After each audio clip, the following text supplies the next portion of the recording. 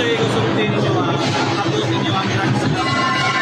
Karon no, lipay kayo, happy kayo kay kami pa'y nakakuha o Grand Slam sa 12 under division. So happy kayo, even mga atong mga CEC community, atong mga management, lipay kayo sila.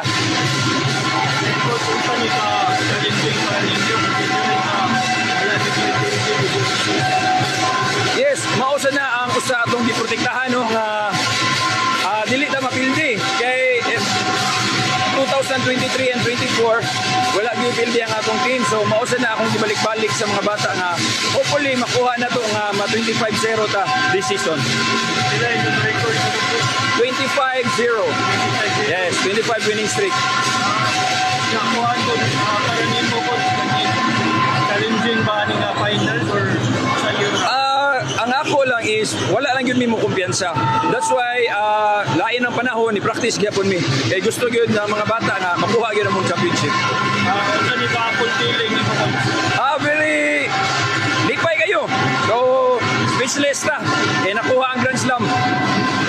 Kani nga mga players instant pa ba nila for each season? Yes, ang among gi-award yun sa mga bata, among gi-sulti nila nga if ma-champion ta, as is ang ilang scholarship. So, hopefully, magstay sila sa tuwa sa CEC. Kani nga impactful ko considering sa high school ninyo nindot sa ginagipakita although Yes, mas maayo siya nga naa sila gihapon para continuous ang atong program para sa atong 15 under and also sa atong juniors. sa sunod sa team Luan.